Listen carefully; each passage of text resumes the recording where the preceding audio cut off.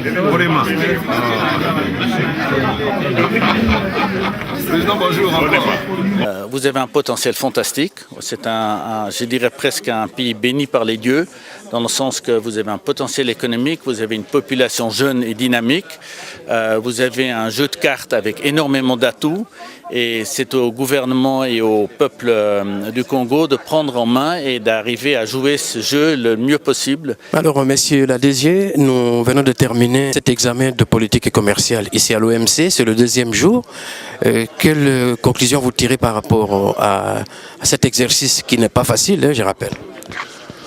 C'est la satisfaction, la fierté d'appartenir à un pays aux potentialités qui ont été reconnues et qui est un don de Dieu. Tout le monde l'a reconnu ici.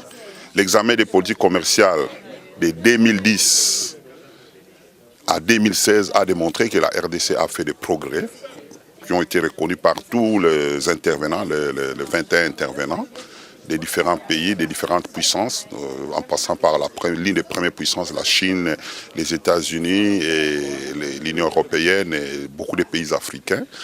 Je crois que nous avons fait des progrès dans les domaines macroéconomiques, la maîtrise de l'inflation, les taux de croissance.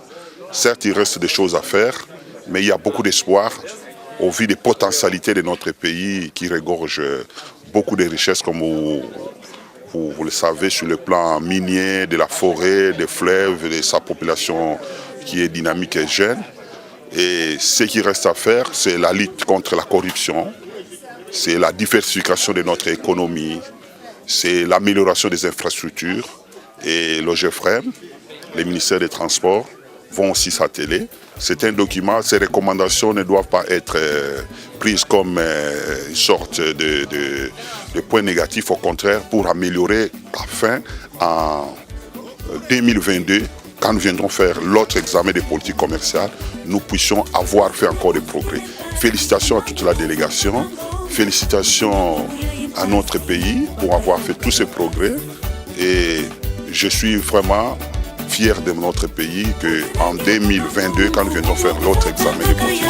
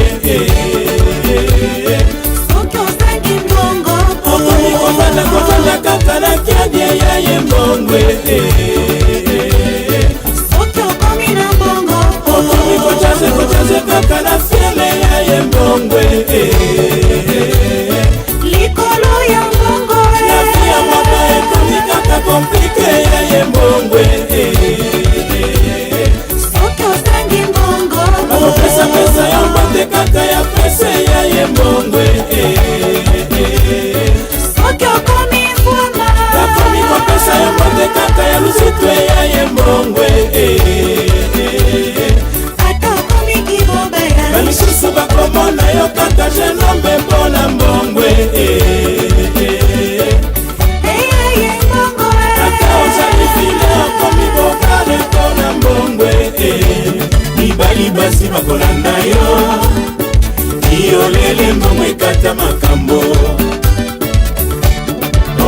bokale ya bavila iyolele mbongo ekata makambo ya ye mbongo etu nyonso ketangaka ya okaka na misapi eya ye mbongo etu nyonso kebika ya okawa na mokili ya bantu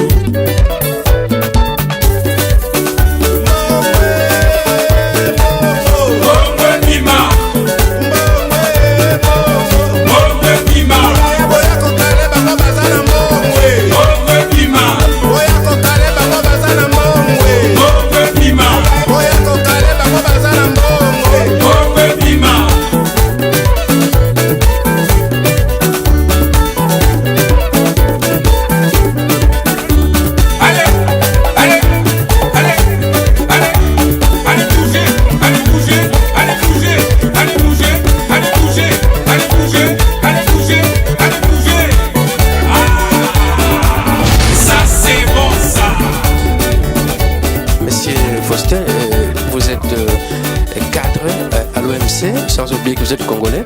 À l'intérieur de l'OMC, comment vous avez fait pour préparer cet événement?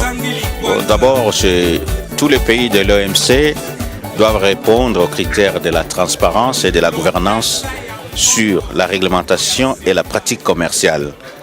La RDC étant un pays membre a souscrit à cela. En 2010, on avait fait le premier examen des politiques commerciales et des pratiques commerciales de la RDC. En 2016, 6 ans après, parce que la RDC tombe dans le groupe de 6 ans, étant un pays les moins avancés. Les pays développés, c'est tous les 2 ans. Les pays en développement, c'est tous les 4 ans. Alors c'était les tours de la RDC. Et moi, avec mon collègue Jacques Debrule, avons été désignés pour rédiger les rapports de secrétariat. L'examen des politiques commerciales est basé sur 2 rapports. Le rapport de secrétariat qui est une photographie de tous les cadres réglementaires de la conduite et des pratiques des affaires dans un pays, qui est basé sur 4 chapitres, l'environnement économique, le régime du commerce et d'investissement, les instruments de politique commerciale et l'analyse sectorielle pour chaque secteur, agriculture, mines, télécommunications, services. On a passé à revue tous les cadres réglementaires dans de différents secteurs. C'est un long travail qu'on a abouti aujourd'hui, qui nous a amené à Kinshasa à 2 missions où on a raconté toute l'administration publique. Et vous avez, à Kinshasa, on avait une 40aine de réunions avec les experts nationaux pour arriver à ces rapports aujourd'hui.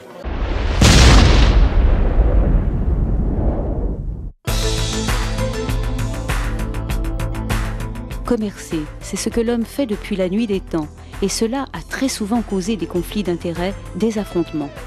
Depuis la fin de la Seconde Guerre mondiale, les pays ont choisi de régler leurs conflits commerciaux par la négociation, le dialogue. Il y a d'abord eu en 1948 le GATT, l'accord général sur les tarifs douaniers et le commerce, qui fournissait au gouvernement un forum pour leurs négociations. Ces pourparlers s'appelaient des rounds, et ils avaient pour objectif de réconcilier des intérêts commerciaux divergents.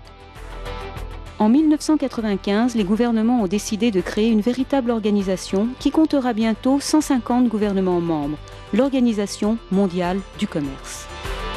Ces pays sont actuellement engagés dans un nouveau cycle de négociations, le programme de travail de Doha.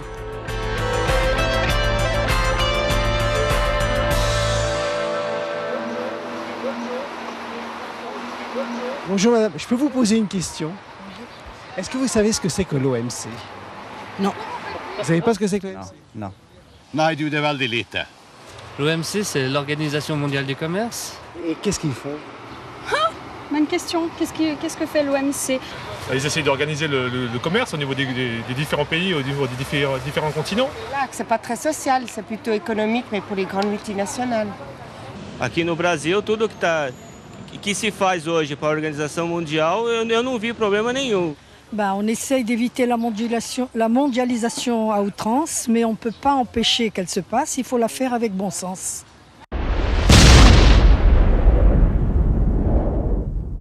Now I would like to give the floor to the head of the delegation of the Democratic Republic of the Congo for his introductory statement. Ambassador Mukongo, please. Thank you very much, Madam Chairperson. Madame la Présidente, Monsieur l'ambassadeur Rodrigue Van Schwegen, présentateurs, mesdames, messieurs les ambassadeurs et chers collègues, mesdames et messieurs, je voudrais pour commencer excuser son Excellence Madame la Ministre du Commerce qui tenait à venir présenter personnellement ce rapport et dont les exigences du calendrier n'ont pas permis de se joindre à nous aujourd'hui. Ensuite, je sais que beaucoup d'entre vous se demandent encore pourquoi cet examen, initialement prévu pour le mois de juin 2016, a été repoussé à ce jour. C'est pour les mêmes raisons de calendrier que l'ultime report de notre deuxième examen de politique commerciale a été sollicité.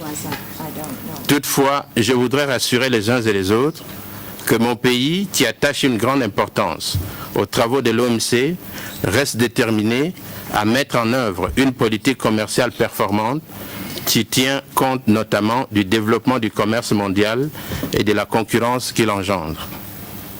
Il ne nous était donc pas permis, en dépit des grands défis préélectoraux auxquels le pays fait face, de manquer une aussi précieuse opportunité qui nous est ainsi offerte de faire l'autopsie de notre politique commerciale, en dégager les défis afin de mettre sur pied une stratégie commerciale qui répond aux exigences de notre programme de développement et à la révolution de la modernité prônée par le chef de l'État, son Excellence Joseph Kabila Kabange.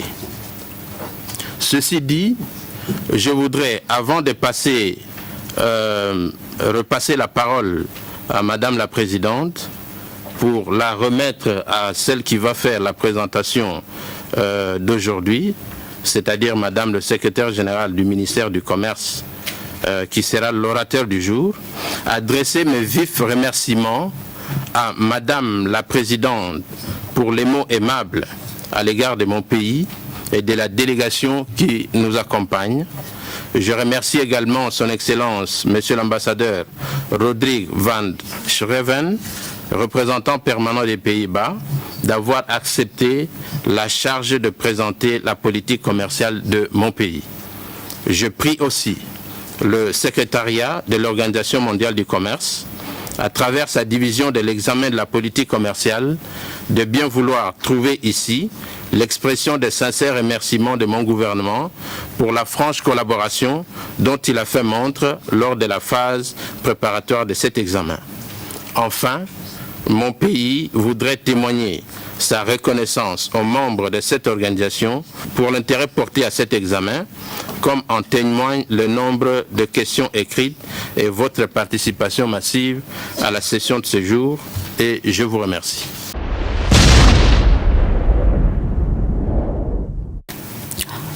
Madame la Présidente, la République démocratique du Congo s'honore d'appartenir à cette importante institution qu'est l'Organisation mondiale du commerce. De ce fait, mon pays, en harmonie avec les règles et principes qui gouvernent notre organisation, s'est fixé comme ligne directrice en matière de politique économique et commerciale, entre autres la libéralisation à pas maîtrisée du marché national, l'ouverture progressive des différents secteurs économiques, la liberté d'entreprendre, la promotion d'un environnement économique favorable. Afin de traduire ce choix de politique en réalité concrète, mon pays s'est engagé résolument sur la voie des réformes, matérialisées par une série de mesures et d'initiatives qui ont touché presque tous les secteurs, avec comme objectif d'améliorer le climat des affaires, de renforcer l'efficacité de sa politique économique et commerciale et en faire un moteur de l'émergence du pays à l'horizon 2030. Madame la Présidente, grâce à une détermination dans la durée et un train de mesure, la situation économique de la République démocratique du Congo s'est nettement améliorée depuis 2010, date du premier examen. En guise d'illustration, sur la période 2010-2016, le produit intérieur brut PIB, exprimé en termes réels, a enregistré un net rebond passant de 15,67 milliards de dollars à 22,78 milliards, soit une augmentation brute de 45,4%, quand le taux de croissance annuel du PIB, lui, se situait autour de 7,6%, avec un pic de 9,5% en 2014. Des niveaux du reste supérieurs à la moyenne en Afrique subsaharienne.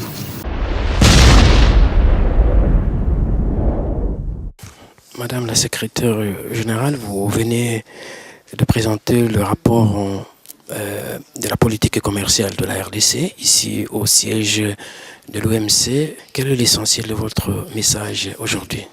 Oui, merci beaucoup pour la question. La RDC, comme vous l'avez dit, vient de présenter son deuxième examen de politique commerciale, qui est en fait une auto-évaluation des mesures politiques prises par notre pays en matière commerciale. Nous nous réjouissons d'abord parce que nous sommes arrivés enfin à présenter notre deuxième examen de politique commerciale et un examen qui a connu du succès, à voir le nombre d'intervenants. Vraiment, nous nous réjouissons de cette présentation qui a été très bénéfique et nous avons été encouragés par les autres membres de l'OMC qui nous ont suivis, qui nous ont encouragés. Et je crois que nous allons continuer dans cet élan. Nous allons voir ce qui nous a été reproché et nous allons essayer d'améliorer.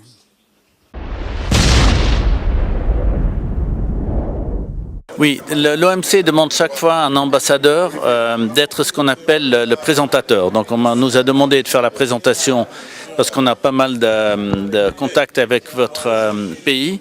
Et donc ça permet à ce moment-là de regarder la politique, de la regarder avec un œil certes critique, mais aussi de voir tous les développements positifs qu'il y a eu. Quand on veut avoir un développement économique, il est important d'avoir une certaine... Il faut une stabilité politique. On voit les investisseurs étrangers, quand ils regardent vers un pays, c'est presque le premier élément qu'ils regardent. Ils veulent être sûrs qu'ils puissent développer leur marché, puissent développer leur production dans le pays. Donc c'est dans ce sens-là que ça a été mis très fortement en avant. Plus, quand on regarde la République démocratique du Congo, on a aussi pas mal mis en avant que la structure de l'économie, c'est-à-dire dépendant énormément des matières premières et du secteur minier, mérite une diversification. Alors, première chose, il y a eu beaucoup d'intérêt. 21 pays qui ont réagi, ce qui est très important.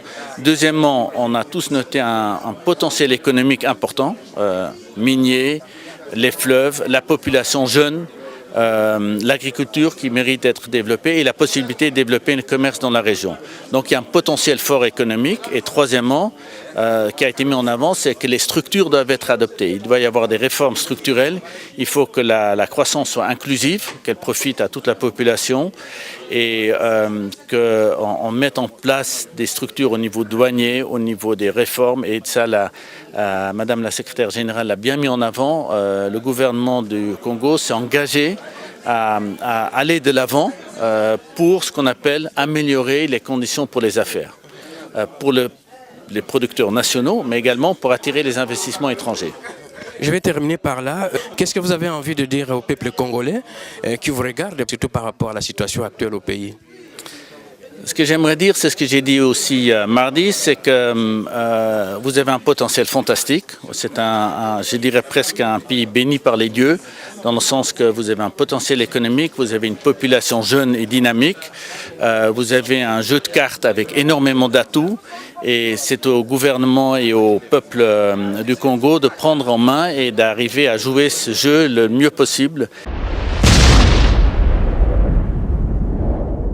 L'examen des politiques commerciales de 2010 à 2016 a démontré que la RDC a fait des progrès qui ont été reconnus par tous les intervenants, les 21 intervenants des différents pays, des différentes puissances, en passant par l'une des premières puissances, la Chine, les États-Unis, et l'Union européenne et beaucoup de pays africains.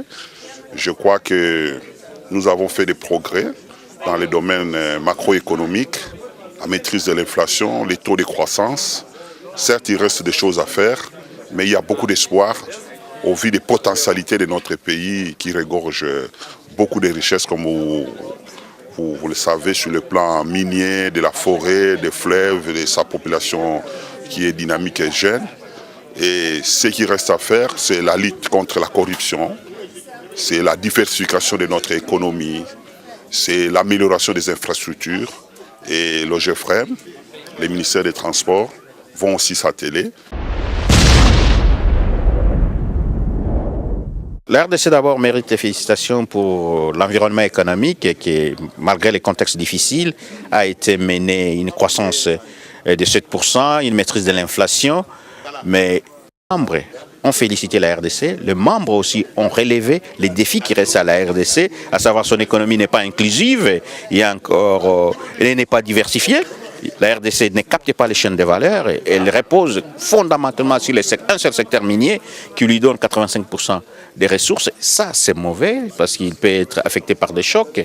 Et deuxième aspect, il y a maintenant la RDC doit améliorer sa gouvernance au niveau des transparences, diminuer la corruption. Il y a des mesures qui ont été soulevées et surtout la RDC doit participer et améliorer et rationaliser ces multiples participations, que ce soit au niveau bilatéral et multilatéral, dans plusieurs regroupements régionaux qui peuvent amener de l'incohérence dans la manière dont sa politique économique et commerciale est gérée. Sinon, la RDC a été félicitée et encouragée à poursuivre les réformes.